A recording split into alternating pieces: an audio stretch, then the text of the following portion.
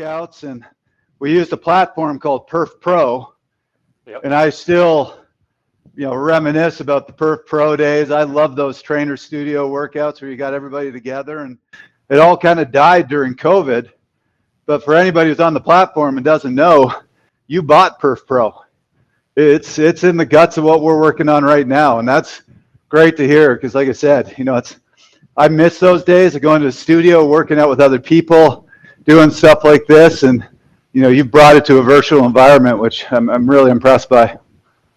Yeah, and to add my experience, it's not Perf Pro based, but when I was the physiologist at Boulder Center for Sports Medicine, we had actually taken over the chapel of the old hospital that we were based in, and we set up an indoor training studio in there. So I get this like social group indoor riding. It's so much fun, gets people coming back week by week, and the quality of workout is awesome. Okay, thanks, guys. Now, before we get rolling here, it looks like everybody's connected, which is great. Just some basics around the platform here. The whole goal of today's workout is to follow along with the steps on the right-hand side of the screen, but also to listen to Trevor and Robert help define how to optimize the workout. This is a kind of graduated over-under workout where the first set is just a steady state effort around 90%. We're going to focus on some skills. The next set is a little bit more of a traditional over-under where you're going hard for a minute, easier for 2 minutes.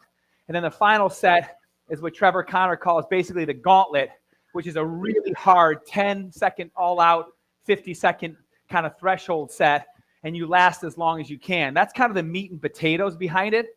But overall, the whole goal is to make sure you can keep your power inside of that shaded area, both on the efforts as well as the recoveries, both the ons and the offs. Training is just not about going as hard as you can during the ons.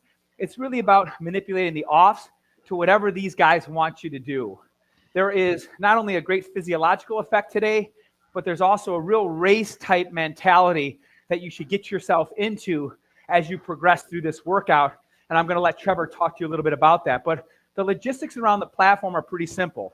Everything's based off of a percentage of your FTP. We're not creating the load. You're creating it on your own. You're just trying to keep your power output inside of those shaded areas. And if you can do that each and every step, the step at the bottom, which is your strip chart, turns green. So first and foremost, get everything green. If you see a blue medal next to any one of the steps, we're keeping track of how well you can keep your power and sometimes your cadence inside of those shaded areas. The longer and steadier you can be, the more points you're going to accumulate, which is the leaderboard on the right-hand side. So Trevor, walk us a little bit through the workout engineering and kind of what the hope for today's ride is going to be. So this is actually a variation on a workout that I got from Evan Huffman. For anybody who doesn't know the name, he was a national champion, raced pro for a while. The idea behind this is imagine you're in a race, it's a hilly race, and we're trying to kind of simulate what would happen in those several hills leading to the end of the race. So, the third hill from the end, nobody's really going to try to attack, break up the field. You're going to go hard up that hill. Some people might get dropped, but it's just going to be kind of that steady threshold type effort. The thing you have to deal with is hills change grade, and you're going to have to try to stay on top of your cadence. So when we get there, we're going to do a little bit of cadence work. The next one, not the last hill, but the second to last hill, people are going to start surging.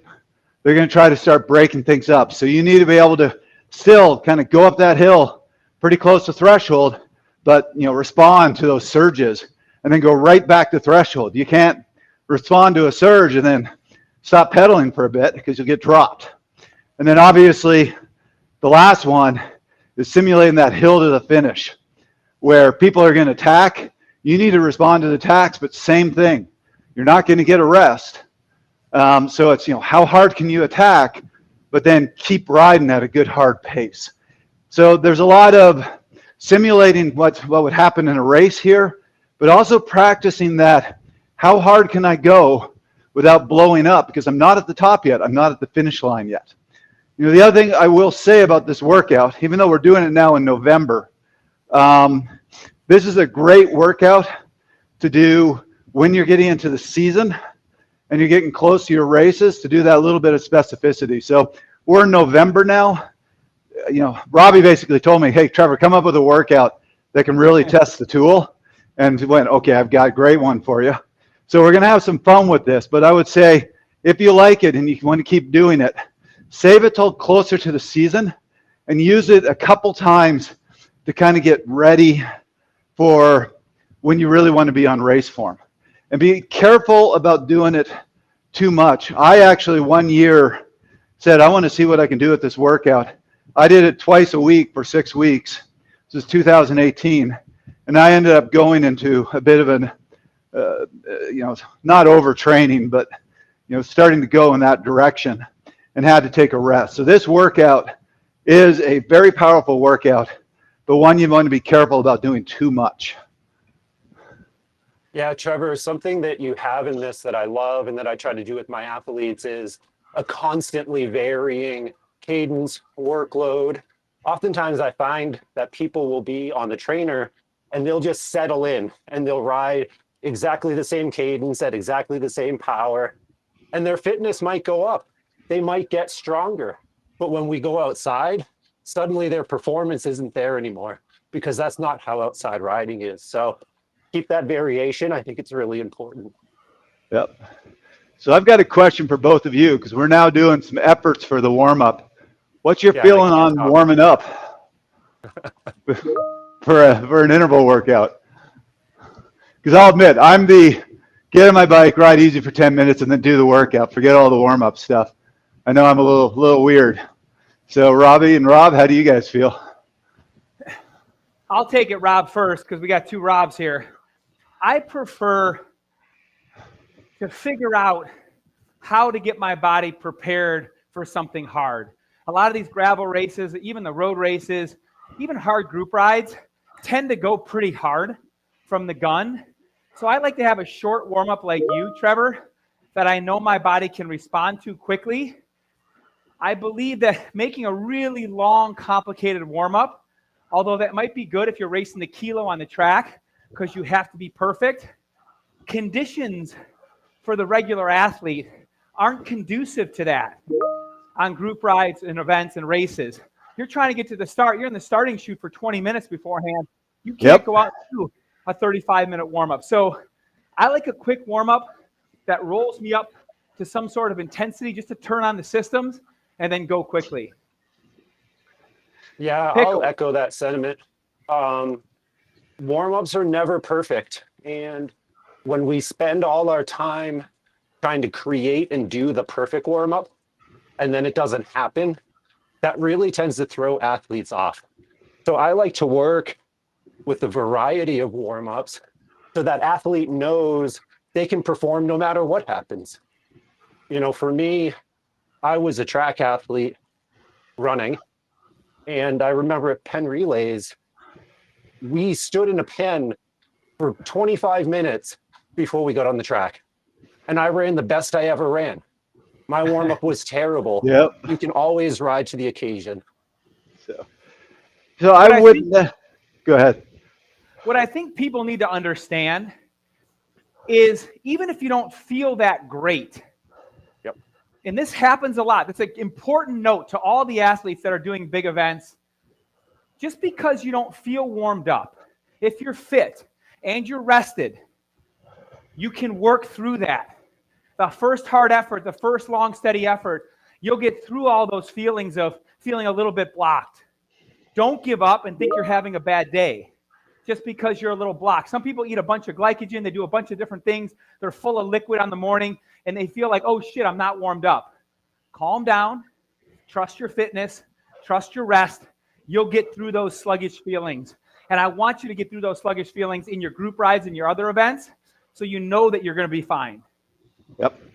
So just right, Trevor. Wasn't it Alex Howes that we talked with when he won his national championship? He felt like garbage for most of the race. He just kept saying, I got to stay in the group. I got to push and stay in the group. And he was there at the end, and he was national champion. Yep. It's amazing how bad you can feel and still perform well. And just quickly going into the science, they've done a ton of research on the warm-ups, and it's actually surprising how little you need to be ready. So a couple things they showed. Warm-up only really affects the first 2 minutes. So if you have an athlete do a time trial, be a little faster for the first 2 minutes. Then after 2 minutes, the person who did the warm-up, person who did no warm-up are going to be pretty much the same. So it really only matters that much in short events. And what they showed was just a couple sprints, maybe a hard effort is all you need. The biggest mistake you can make, and I see people do this, where they basically do a workout to get warmed up for a workout. If you do too much, you're going to perform worse because you're going into the workout or the race already tired. Yeah, you have glycogen depletion, your core temperature is significantly higher. Those are all things to work out for, or to watch out for. We're working out for this. All right, we're about to jump into the first effort here. Time flew. Okay, just a quick little overview. We have 9 minutes. 9 minutes of what we're going to call low threshold, sweet spot, lactic threshold. We're just going to call it threshold, period, okay? And the goal here is to never come off of 90% for 9 minutes straight. But there's other elements that are going to change. For one, the power window is going to shrink and get wider. We're going to give you more and less range, which forces you to pedal a little bit smoother to keep your power band inside of that range. Two, we're going to change the gradient eventually, like Trevor talked about. In 3, we're going to add a cadence of between 62 and 78 RPM. So a climbing cadence. But terrain is going to change. We're going to tighten the cadence range as well. So your focus should be 90% and 70 RPM the entire time. And whenever you see one of those medals, like in the next step, do your best to stay inside of that shaded area and try to get yourself 5 points for power only, 10 points for power and cadence. And so I love telling this story and the whole idea behind the cadence and why this is important to climbing. A bunch of years ago, Chris Case and I wrote an article about climbing, trying to figure out what makes a great climber. Is climbing different from riding on the flats?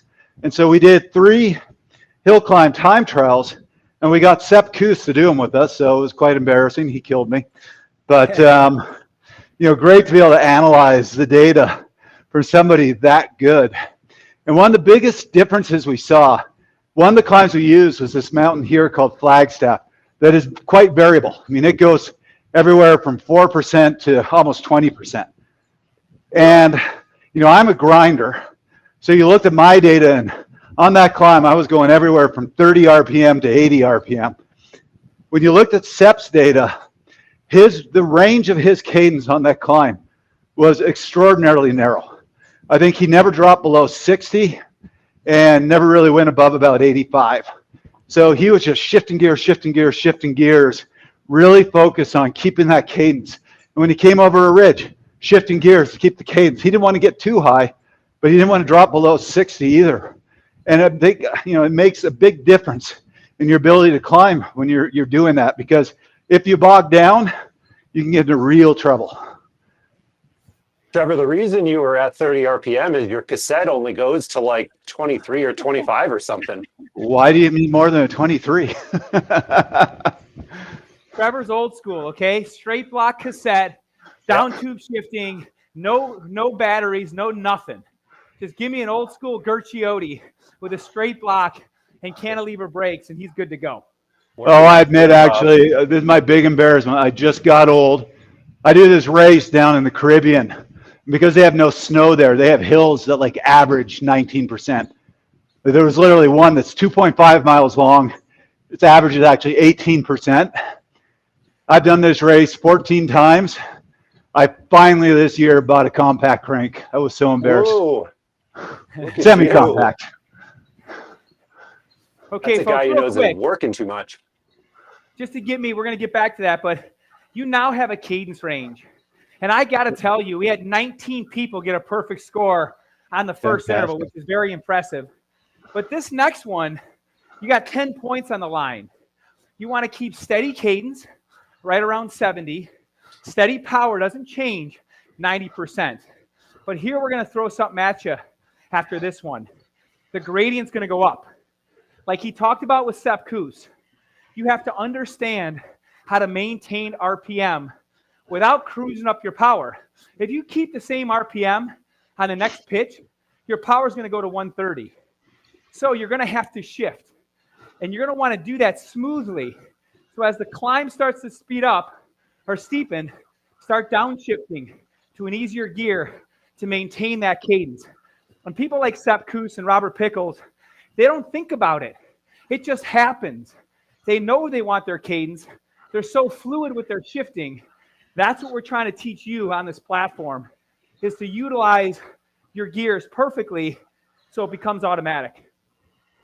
Yep. For people like me, if your knees aren't exploding, you're not doing it right. Oh my gosh, I love it. Here we go. Make an adjustment here. Let's see how y'all did. Wow. 14 perfect scores. Really good, Rachel. Really good, DZ. Tony Lake, your perfect score. Alicia, nicely done. Stadler, Radney, Paris, Anita, beautiful work. Keep it up. Yeah, great job to everyone. I think I'm doing an amazing job over here. I'm in 17th place. Man, you guys are crushing me. Pickles, Nice. you've only lost 2 points today. That's really good. You haven't done this much. That's actually quite impressive. I haven't done this enough. What are you going to think about here? You see the road ahead is going to level off to 2%. When do you start thinking, I want to make these adjustments? Or do you kind of wait till the grade kind of softens before you start shifting? Personally, for me, I try to do things a hair before they actually need to happen. I don't like my cadence to go up to 100 and then I'm chasing it. I would rather have 2 hard pedal strokes than 10 easy pedal strokes, if that makes sense. Did you guys hear that? That was great advice. He gets slightly ahead of the terrain ahead of him, or the efforts that are coming, or the tailwind or crosswinds that are coming. He's a little bit predictive, gets a little bit ahead of it, and lets his legs kind of come to him rather than reacting to the changes. I love it. He burns less matches that way. Yo, definitely. Yep. And I'm all about saving energy, so. So another thing we should address, we have you at 90% of FTP, which I'm sure some of you are looking at and going, why so low? And really feeling like, no, I need to be right at FTP. So something, and look, I struggled myself when I was told about this by multiple people, but I've really seen this to be true. This is something Dr. Stephen Seiler, a very respected physiologist, told me. It's also something I heard from Dean Golich.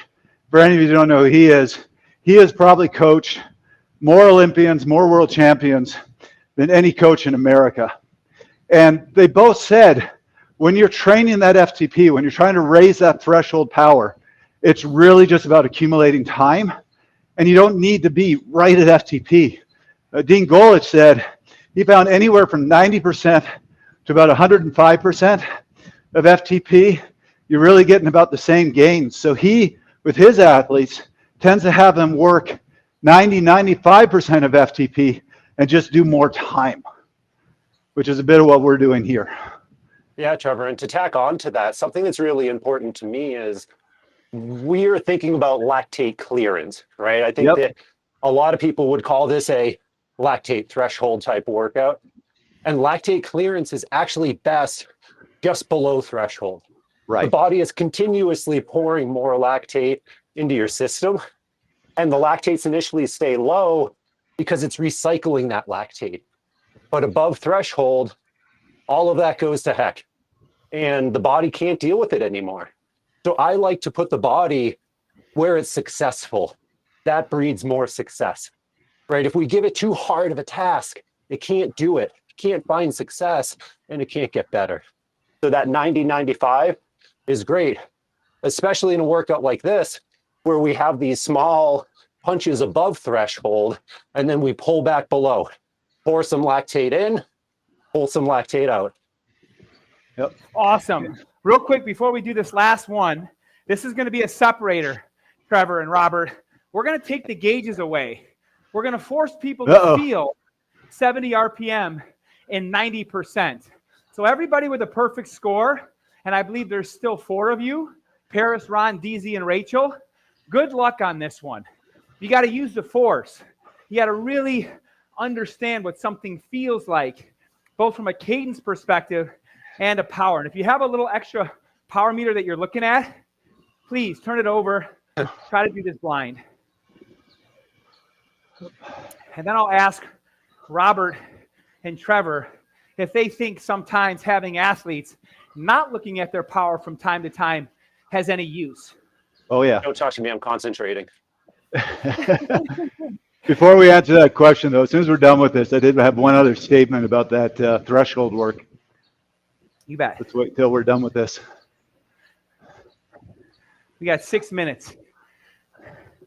Perfect. Plenty of time. Wow. 2, 1. Let's see how y'all did here. Look at the leaderboard. Anybody get a perfect score? Yes, they did. Rachel, Alicia, Kate Amaral, and Robert all got 10. So out of the Nice. 30 of us, 4 of you got perfect 10s. Great job. And now the leaderboard is starting to establish itself a little bit with Rachel up front. DZ, 5-pointer. Now DZ probably has the most victories out of any velocity user of all time. But man, he's got some work to do to catch Rachel. So Trevor, tell us a little bit more about lactic threshold. Yeah, so just something to be aware of. So I gave you that suggestion. And a lot of you might go, oh, great. Now I'm going to go do really long intervals at threshold, and it's going to be fantastic. Just a little bit of a warning on that. So Dr. Seiler did a study where he had athletes do 4x4 minutes, 4x8 minutes, and 4x16 minutes. And it was all do them as hard as you can do them. So the 4x4s were done well over threshold. The 4x8s probably just over FTP. And then the 4x16s, and this was by heart rate, so I'm guessing, but probably would have been that 90-95% of threshold of FTP. But the thing to know about when so he kind of had some of the athletes start with the 4x4s and then progress to the 4x16s, and some of the athletes went the other way. The athletes who started with the 4x16s, even though it felt easier, the stress on the body was a lot more. You saw them just pushing that overreach a little bit versus the athletes who started with the 4x4s and progressed to the 4x16s. So even though I think there's a lot of value in doing more time at threshold, you need to progress to it. Don't try to start there. I think that can really beat you up. So that leads into Robbie's question. Yeah. And it's a little serendipitous, Robbie. I think on Friday of last week, I had an interview with Runner's World, and we were talking about different ways to pace and metrics. And I was a big proponent of people putting away their watches and really feeling what they feel. Because I think that people can become perceptual idiots. I think runners can say, I have to run an 8-minute mile. I think cyclists can say, I have to pedal 250 watts. Whether or not that's the right choice, whether or not that's what they should be doing, and whether or not their body is throwing up signs that saying, no, don't do this, it's too hard. So yeah, I think that it's always important to blind yourself to the outside metrics so that you can learn and understand the internal metrics. And then the best is when you're looking at all of them at the same time. You're comparing how you feel to the actual number, because now you know how you feel, right? Yep. You have to learn that, and then it's the feeling versus power output that ultimately, directs what we can do on any given day. So I love that, Robert. And so to tie it into Trevor and the overtraining, at some point that sub-threshold is going to start feeling terrible. It's not going to feel as good as it did 2 weeks ago. There is a sign for you. Don't just adhere to that number religiously. Say, hey, you know what? This doesn't feel like it should.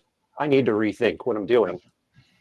So another example I'm going to give you, I still give my athletes that classic 20-minute test to figure out, roughly what their FTP is at various points. And I've had this happen 30 times where an athlete goes into it going, I want to get X wattage. And they sit there and they stare at their power meter. And almost every time they fail to hit that wattage, they feel really discouraged. You know, they call me up, we talk about it. And I go, let's take a couple days rest and repeat the test. But this time, put the computer on the floor or in your pocket. Don't look at it. Just do the 20-minute test. And invariably, when they can't see it, they end up hitting or beating their target number. Yeah. So you really see when people are staring at that power meter, it can actually hurt your performance. I do a variation of that, Trevor, where sometimes I find that people go gangbusters in the beginning. And so usually for the first 10 minutes, I'll have them target a number and then stop paying attention and let the second half be free living. But I know myself, like I go out the first 5 minutes, I feel great. I'm crushing it. And then, oof, I blow up. So I need the governor personally. And I find some other athletes do too. Yeah. I think the takeaway, everybody, is the process is not just doing what the coach says or doing what the plan that you bought says. You have to pay attention to everything. How you're feeling, what cadences feel good, what type of position out of the seat feels good. It really comes down to the athlete paying attention all the time. It's some work, right? Because it's easy just to do what the computer says. That's why I don't like erg mode. But when you have to pay attention and actually feel different things, it really brings you to another level in terms of how you can execute on a training plan. So Trevor, we're heading for set number 2. What do we got going on here? How hard should we be going in these overs? So this is an over-under. So the idea here is you want to really focus on the two elements, the over part, and if you keep doing this workout, see if you can raise that over part. But what's really critical is as soon as you're done with that minute and you drop down to 90%, drop right down to 90%. If you drop down to 70%, 60%, you went too hard in the over. So think of it as, you know, right now, just try to target what it's telling you. But think of it as eventually you want to go as hard as you can for that minute without blowing up so you can go right back to just sub-threshold. Exactly. And that gets back to the concept we talked about before. Sub-threshold stuff is there for a purpose. Anything over threshold, in my opinion, should be to your ability, should be to your limit. Yep. And think about this like racing. I see this in races all the time where somebody will attack or surge, you know, trying to drop the field, but they go too hard. And the next thing you know, they're going out the back of the field because they just can't catch up. So this goes back to that feel thing. Knowing what your limit is, knowing, hey, I can attack, but I'm only going to attack as hard as what will allow me to go back to threshold, get back into the field, or if I attack successfully and get away, to be able to then put my head down and keep the gap. If you go really hard, get a big gap and blow up, there's no point. So it's a really important thing to learn about yourself. How hard can I go and still then go back to riding threshold or just sub-threshold? Alicia, let's get that power up to 90%. Lancaster, DZ, Kate, 90%. Skip the dip is what we call it, Trevor. Yep. Do not dip after your effort. You'll lose the wheel. You'll get dropped. It's almost when you're younger and you get in a pace line and you're nervous about the guys you're riding with, you drop yourself when you pull. Don't drop yourself here. Go hard enough to still be able to respond. And it's different. Pickles was at 133. Furnish was at 114. Everybody has different high ends. Everybody has different recovery abilities and fitness levels. Do the best for yourself. And now that you've done one and you've learned something, too hard or too easy, think about the 3 little bears. Try to zero in on just right. Yep. And that's where you just go ahead, Rob. I was going to say, these off periods, they're a skill and they're really important. I think that we see a lot of people charge up a hill and the grade starts to flatten out before going down, and everyone, they back off as soon as the hill ends. If you push another 20 pedal strokes up and over the top, you're hitting that downhill 5-10 miles an hour faster, carrying more speed, ultimately going faster. such an important thing to not give in right away. Yep. And going back to the road flattened real quick here. It's a different feel. This is a high RPM acceleration. It's easy to accelerate when the climb hits. Now we've got flat road and someone attacks. You got to get that cadence up on these flatter roads. Sorry about that, Trevor. Oh, no, and that's a great point, because that's a great place to attack on climbs. People will get over the steep part and go, oh, it's flat, I can rest now. And they don't really want to attack. So that can be a great place to go. I'm going to shift down a couple gears and jump, and everybody doesn't, most of the field's not going to want to respond. So, but what I was going to say, you brought up the really good point of there's individual variation here. And it's so important to know yourself. So to give you an example, you look at Rob and myself. Rob has a much better sprint, much better top end than me. We actually have a great video of, what's that? Comically better. So we have a great video of Rob and I sprinting against each other. And it looks like I gave up. I'm actually going as hard as I can. And Rob puts like 200 meters into me. But my steady threshold is better, a little better than Rob's. So we're on a climb and he does that a minute attack. I know I can't respond to that. So I would let him go, raise my level a little bit, but I'm a time trialer. I'm just going to try to time trial back up to him. I'm not going to try to cover his 1 minute attack because I'll blow up. Trevor, I would never attack you on a climb. I'd sit on your wheel and wait till the end. I know the game. Yep. Alex Zula. Remember Alex Zula? He'd never attack. He would just grind people in the dust. People attack, attack. He just keep his tempo, catch everybody before the summit. Yeah, and unfortunately, I will admit, guys like me are the most boring people in the world to watch at the tour because everybody else is attacking and we just don't vary our pace the whole way up. No, we sit and we wonder if you're going to make it back. Is he going to do it? Is he the little engine that could? One other thing to mention about these, as you said, don't feel bad if you're getting that dip. This is actually, and this is why I give this workout to my athletes right before they're getting into race mode, because there are physiological adaptations here.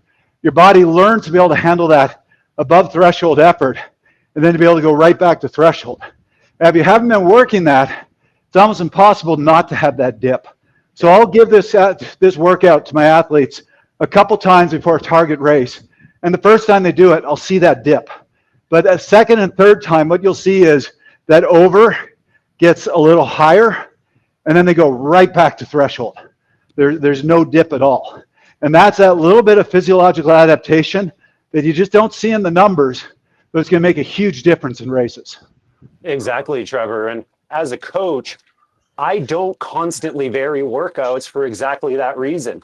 Usually it takes time for athletes to learn. It takes time for their body to respond.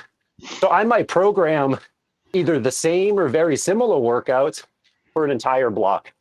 Yep. Folks, So, and it's funny that you say that. We did 4 Thursdays of Siler 8s, never changing, just to give them a reference point each week. Yep. And the last thing I'll say about the dip, Trevor, is what all professionals and good bike riders discover is after a hard effort, if you can just body blow, body blow, body blow, after about 30 seconds, that 90% gets a lot easier. Yep. Like you said, Robert, you start uptaking that blood lactate as a fuel and things calm down. But people get so scared and so worried that that 90% is going to kill them, they ripcord before their body stabilizes. Yeah. So if you're hurting right now, hang in there. Take a couple of shots. Give it 30 seconds. You'll be okay. Yeah, another variation that I like to do is a block of 30-30s followed by 5 minutes at sub-threshold, straight into it. That first 30 seconds, that first minute of sub-threshold feels horrible. In the middle, you start regaining control. By the end, you feel strong, ready to keep on trying. Yep. I'm stealing that. You okay, Pickles, if I steal that one? Yeah, go for it. Yeah, Of baby. course. That's what Such coaching's an about, important right? Sharing learning. ideas, learning. All right, great work, everybody. Looks like we're down to 1 minute left in this set. See, right in here, everybody's boxes turn green again. They get their legs underneath you like you were talking about, Robert, Yep. and they're starting to come back a little bit from that damage that 1 minute effort caused. Remember, your brain is trying to keep you safe.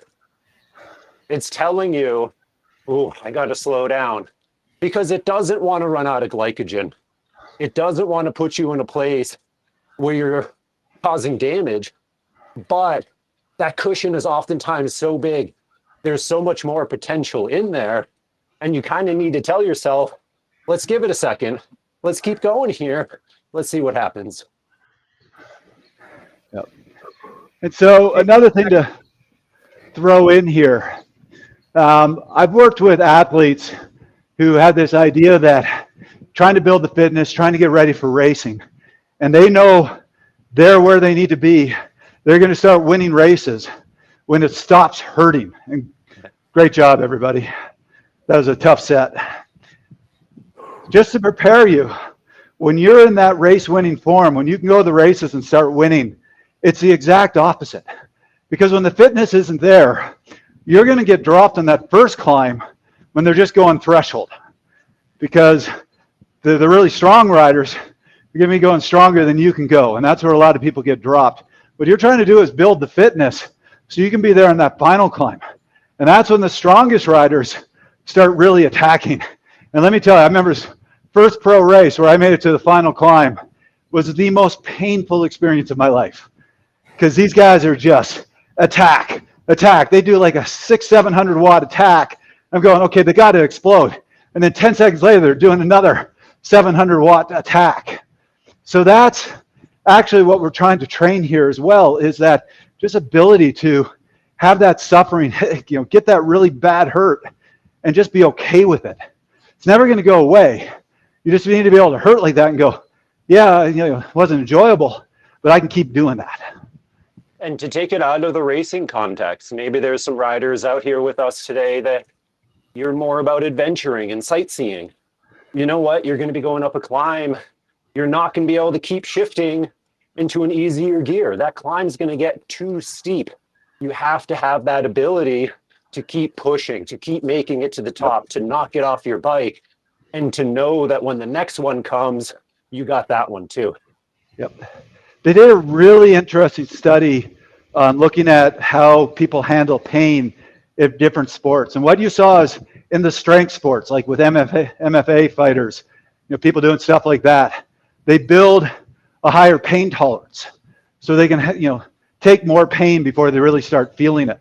With endurance athletes, we never actually raise our pain tolerance. We handle it a different way. We feel all the pain. We just become okay with it. And we're actually better at that than a lot of the strength athletes, where we're sitting there going, okay, this really hurts. I'm really suffering. Let's say I'm in a 40K TT and 1 minute in, you're going, damn, this sucks. This really hurts.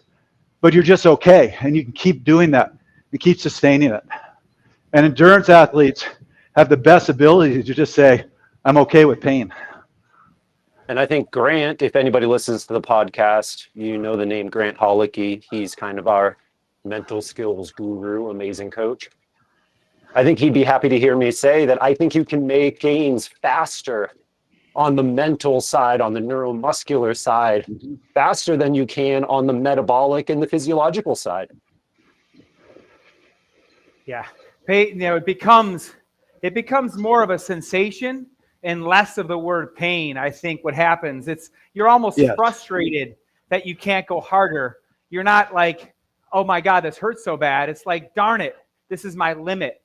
And it doesn't become the pain that stops you. It just becomes some other physiological limit. And I think that's an evolution that everybody has. You're not born with the ability to turn pain into a sensation. That's a trainable thing, like Grant will teach you or tell you.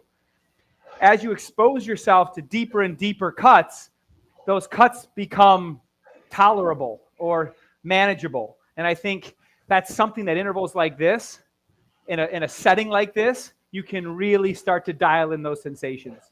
Yep. So I remember talking with Swain Tupp, who was one of the best time trialists in the world, about this. And he always said when it started hurting, he would just put it on a to-do list and tell himself he would deal with it later. As you said, he treated it like a sensation. It was just another metric, on his bike computer of, what is the sensation? Am I at my limit? Can I push it more? And he always said, I never chase the power number. I always chase the sensation. And I think something while we're talking about this, I don't know, RPE, feeling sensations, times like this where we are right now, where we're between efforts, you should be focused on pulling everything back, letting all those emotions go, recentering yourself, reassuring yourself, hey, things are okay. I'm ready to go for the next one. I can't wait for that next interval to start. And if you're looking at the clock and you're saying, oh God, I have 30 seconds to go until it starts again, you're already starting on the back foot. Rebuild your confidence and let's charge into that next set.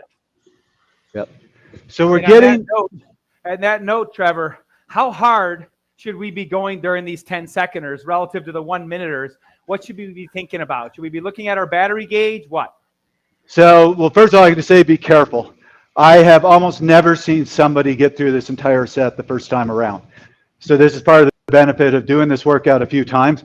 Don't do it a few times in November. Pick it back up in the spring. Each time, you're going to get further and further, and you're really ready when you can get through that whole set. But I think of it more like racing, and it's somebody's attacking for 10 seconds. You need to cover that attack. What you're trying to think about is how hard can I go for 10 seconds without blowing up?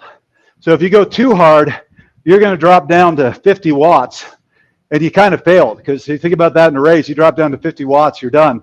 So what's the hardest you can go for 10 seconds, but still go back to that 90%? And Robbie, can you explain this battery gauge?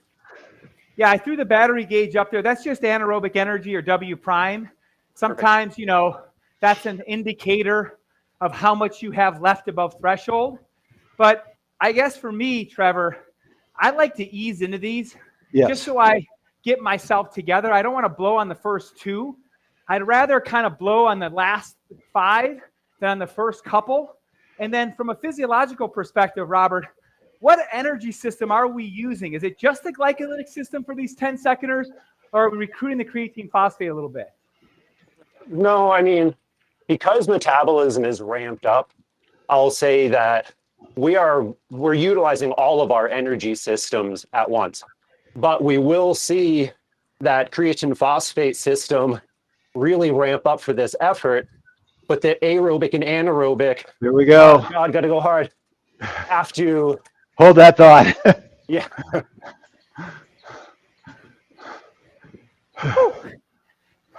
The aerobic and the anaerobic systems are going to be ramping to fill in the gap that was just left by the creatine phosphate system.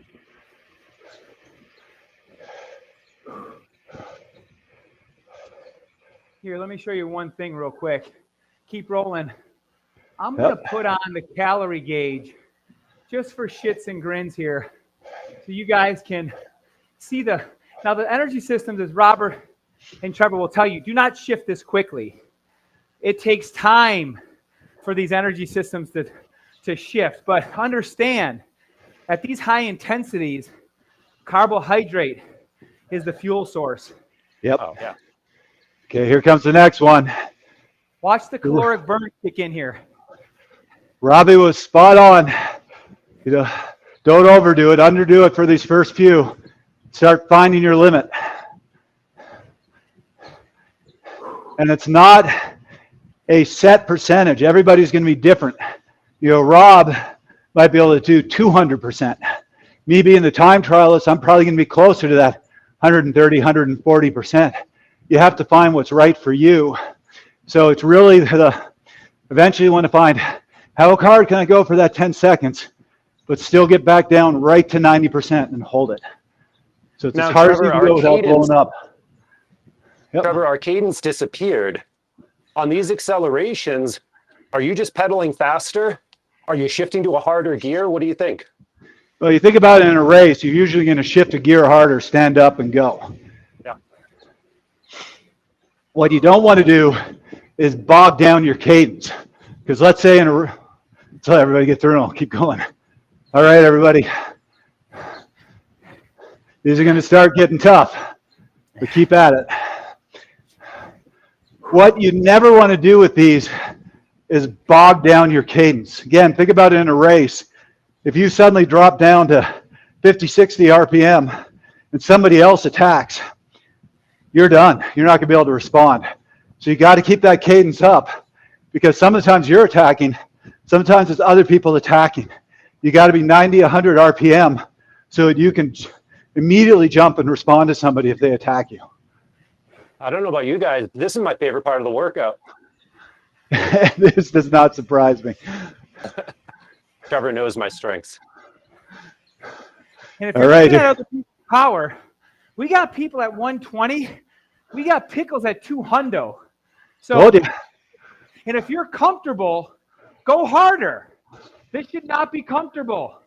This is that high-end sensation. Let's go. Yep. Come on, push, David Cantor. Let's shoot for 160 next time, DK.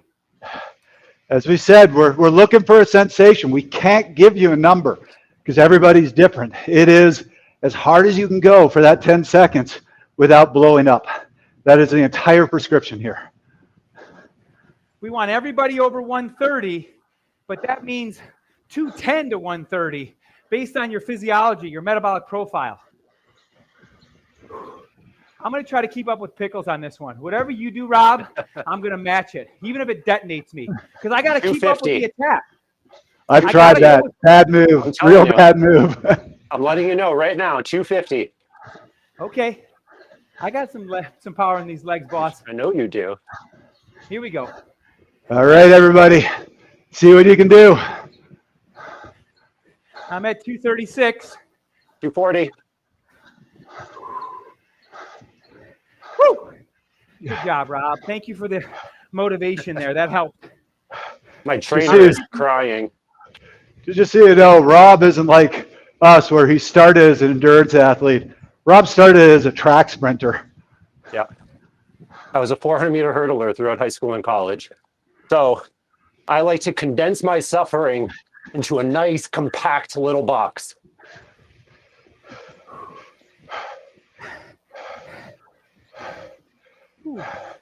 Good job, everyone. These should be hurting. It's okay if they are, but keep just treat it like a sensation and keep thinking about how hard can I go without blowing up. Keep trying to find what that is. You learn that for yourself, you have a tool in your toolbox for racing.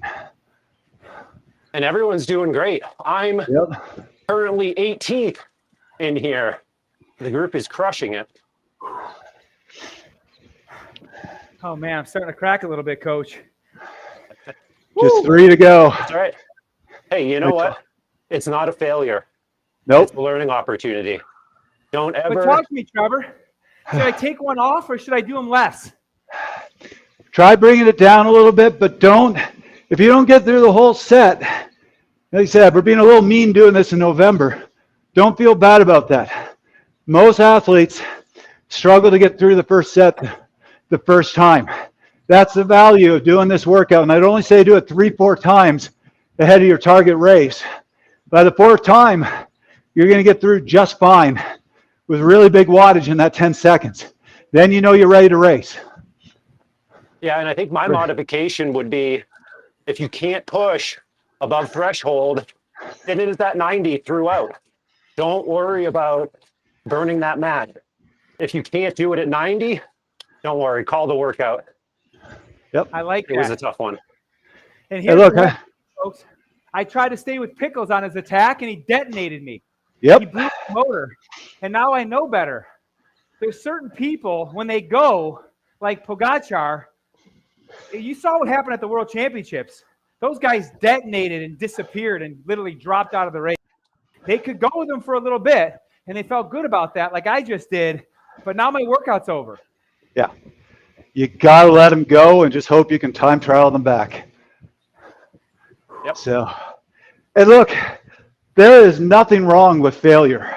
When I give this workout to an athlete 4 weeks out from their target race, let's say, and they can't get through that final set, All I go is, we're doing exactly the right workout.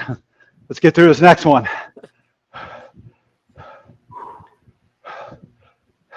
And the idea is, you do this 3-4 times. By that 4th time, they're going to get through that final set, no problem. Then you go, now you're ready to race.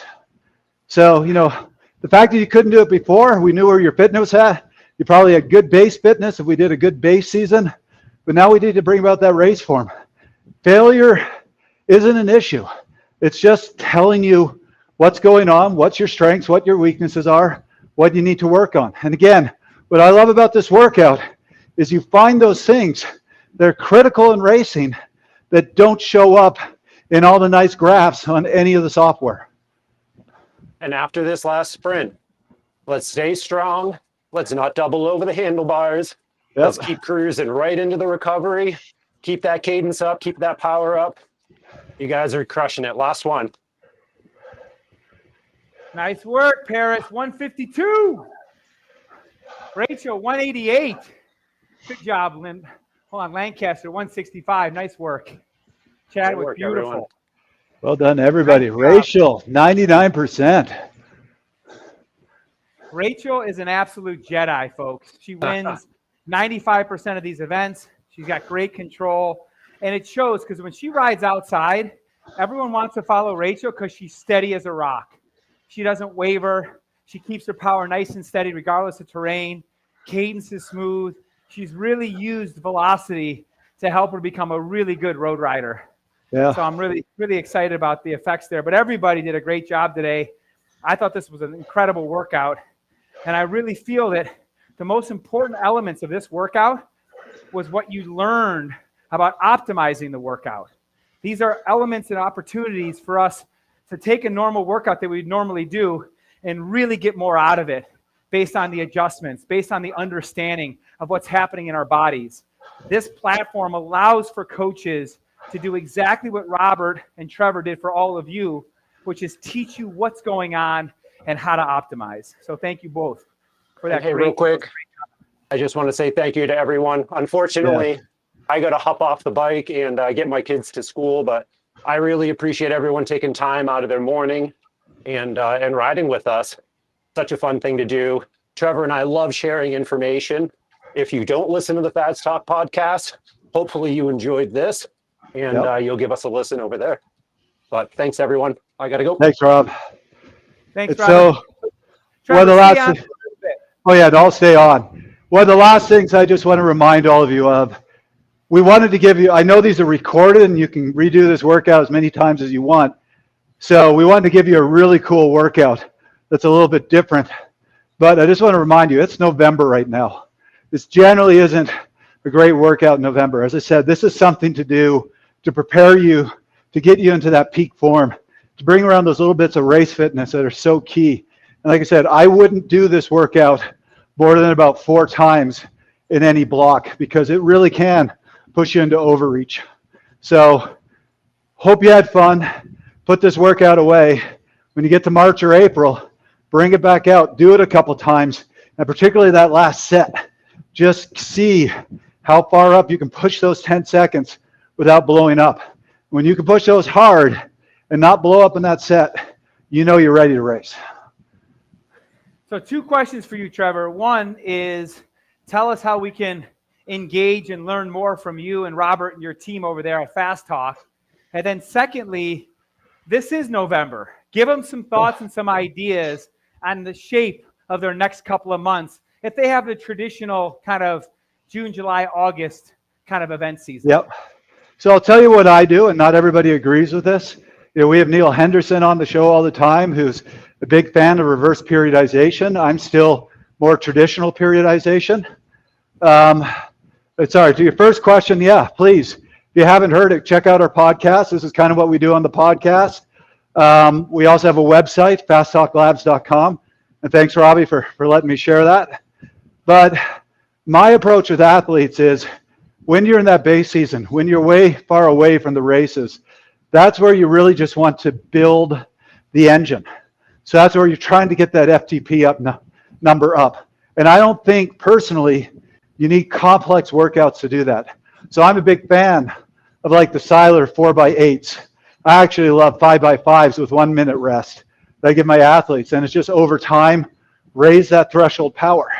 And it doesn't have to kill you. Like everybody's shocked when I give them these workouts and they see the total TSS of the ride, they go, how am I getting any gains? And my comment is, you don't need to destroy yourself in an interval session. It's more about building over weeks, building over time. So during the base, I'm all about, let's just do some kind of boring, steady, 4x8s, 5x5s. I'll throw in the periodic workout with a little bit of intensity just so you don't lose that system. Raise that threshold power. Then as you get closer to the season, that's where you start doing more race specificity, more stuff like this, more high intensity to build that ability to go above threshold and attack. Other things really important in the base to me is doing a lot of that just long, slow distance. Accumulate a lot of time in zone 1 and zone 2. And just building that aerobic engine. So